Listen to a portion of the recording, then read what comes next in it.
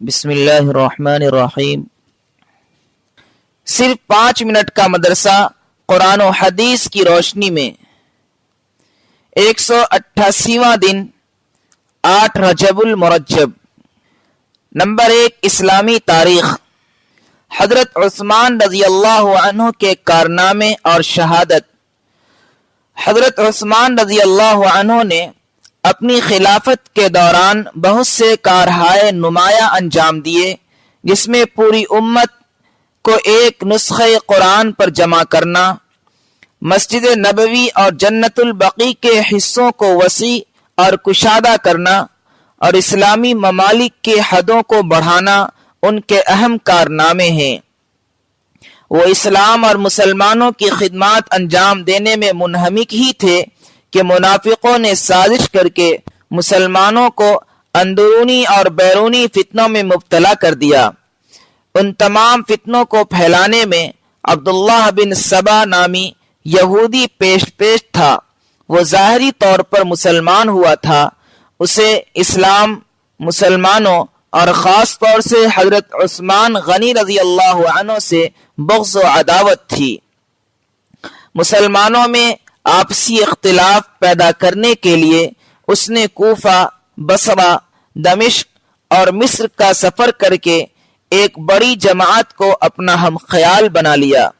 اس نے مصر وغیرہ کے علاقوں کے بہت سے اپنے ہم نواؤں کو مدینہ بھیجا، جن میں اکثر منافقین تھے۔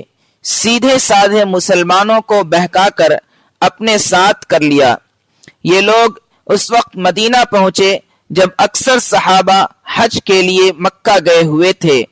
انہوں نے مدینہ میں حضرت عثمان رضی اللہ عنہ کے گھر کا محاصرہ کر لیا اور ان کا کھانا پانی بند کر دیا۔ آخر 18 ذی الحجہ سن 35 ہجری جمعہ کے دن قرآن کی تلاوت کرتے ہوئے حضرت عثمان رضی اللہ عنہ کو شہید کر دیا گیا۔ نمبر 2، حضور صلی اللہ علیہ وسلم کا معجزہ، زخم کا اچھا ہونا۔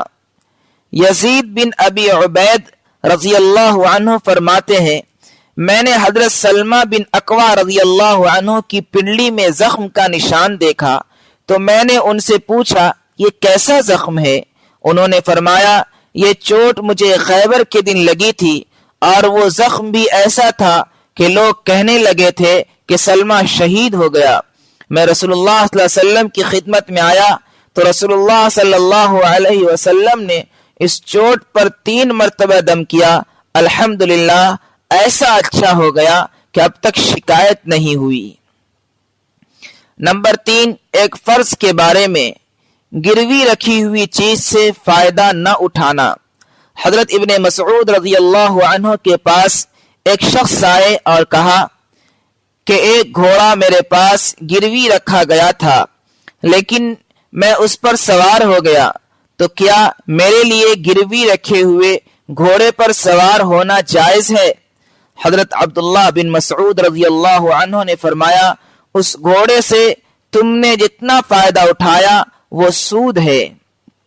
فائدہ، گروی رکھی ہوئی چیز سے فائدہ اٹھانا جائز نہیں ہے، اس سے بچنا ضروری ہے۔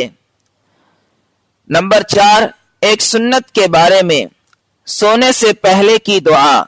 رسول اللہ صلی اللہ علیہ وسلم جب سونے لگتے تو یہ دعا پڑھتے، اللہم بسمک اموت و احیا۔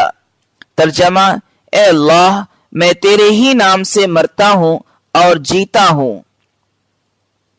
نمبر 5، ایک اہم عمل کی فضیلت، سورہ یاسین پڑھنے کا ثواب۔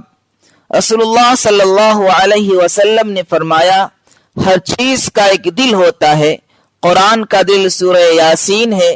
جو شخص سورہ یاسین پڑھتا ہے اسے 10 قرآن پڑھنے کا ثواب ملتا ہے۔ نمبر 6، ایک گناہ کے بارے میں، کنجوسی کرنا۔ قرآن میں اللہ تعالیٰ فرماتا ہے جو لوگ اللہ تعالیٰ کی عطا کردہ مال و دولت کو خرچ کرنے میں بخل کرتے ہیں، وہ بالکل اس گمان میں نہ رہیں کہ ان کا یہ بخل کرنا ان کے لیے بہتر ہے، بلکہ وہ ان کے لیے بہت برا ہے۔ قیامت کے دن ان کے جمع کردہ مال و دولت کو तौक बनाकर गले में पहना दिया जाएगा। और आसमान और जमीन का मालिक अल्लाह ताला ही है और अल्लाह ताला तुम्हारे आमाल से बाखबर है। नंबर 7, दुनिया के बारे में। मौत का आना यकीनी है।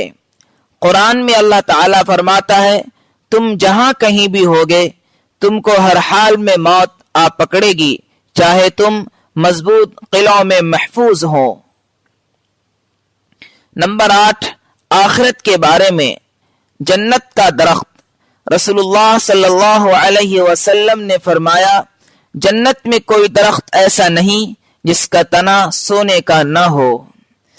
नंबर 9, तिब्बे नबवी से इलाज, बड़ी बीमारियों से हिफाजत। रसूलुल्लाह सल्लल्लाहु अलैहि वसल्लम ने फरमाया, जो शख्स हर महीने 3 दिन सुबह के वक्त शहद को चाटेगा तो उसे कोई बड़ी बीमारी नहीं लगेगी। नंबर 10, नबी सल्लल्लाहु अलैहि वसल्लम की नसीहत।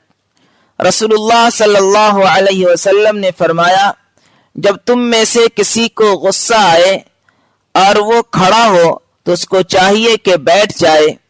बैठने से गुस्सा चला जाता है तो ठीक, वरना उसको चाहिए कि लेट जाए।